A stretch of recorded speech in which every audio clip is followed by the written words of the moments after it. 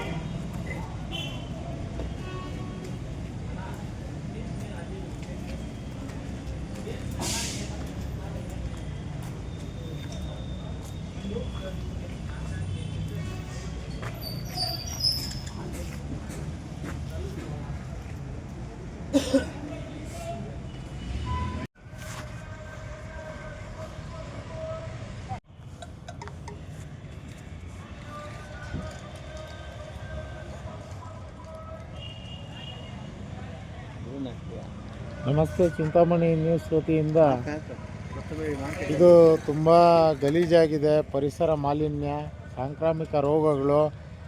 Bharat clinic ಮುಂದೆ ಈ ಥರ ಇರೋದು ತುಂಬ ಆಘಾತಕಾರಿ ವಿಷಯ.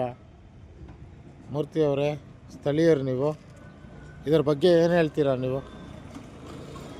ಬೇಜವಾಬ್ದಾರಿತನ, ಜನರು ಓಡೋ ಸ್ಥಳದಲ್ಲಿ ಈ ಥರ ಅಸಹ್ಯವಾಗಿರೋದು, ಅದನ್ನು ಕ್ಲಿಯರ್ ಮಾಡಬೇಕಾಗಿ ವಿನಂತಿ. ಇದು ಮೂರ್ತಿಯವರೇ ಹೇಳಿ ಸರ್. ಈಗ ಇದು ಭಾರತ್ ಕ್ಲಿನಿಕ್ ಒಬ್ಬ ದೊಡ್ಡ ಆಸ್ಪತ್ರೆ ಮುಂದೆ ಈ ಥರ ಗಲೀಜಿದೆ. ಈ ಥರ ಯೂರಿನ್ನು ಪಾಸು ಎಲ್ಲ ಮಾಡ್ತಾಯಿದ್ದಾರೆ, ಮಲಮೂತ್ರ ವಿಸರ್ಜನೆ ಮಾಡ್ತಾಯಿದ್ದಾರೆ. ಇದು ಸಾಂಕ್ರಾಮಿಕ ರೋಗಗಳು ಬರೋದು ಖಚಿತನಾ? ಖಚಿತ ಸರ್. ಸಾರ್ವಜನಿಕರು ಸ್ವಚ್ಛತೆ ಮಾಡಬೇಕಾಗಿ ವಿನಂತಿ. ಇದು ಯಾರು ಅಧಿಕಾರಿಗಳ ನಿರ್ಲಕ್ಷ್ಯನೋ ಗೊತ್ತಾಗ್ತಾ ಇಲ್ಲ, ಇಲ್ಲಿನ ಸಾರ್ವಜನಿಕರ ಬೇಜವಾಬ್ದಾರಿನೂ ಗೊತ್ತಾಗ್ತಾ ಇಲ್ಲ. ನಮಸ್ತೆ ಚಿಂತಾಮಣಿ ನ್ಯೂಸ್ ವತಿಯಿಂದ ವರದಿಗಾರರು ನರಸಿಂಹಮೂರ್ತಿ ಅವರು. ಜೈ ಹಿಂದ್, ಜೈ ಕರ್ನಾಟಕ ಮಾತೆ.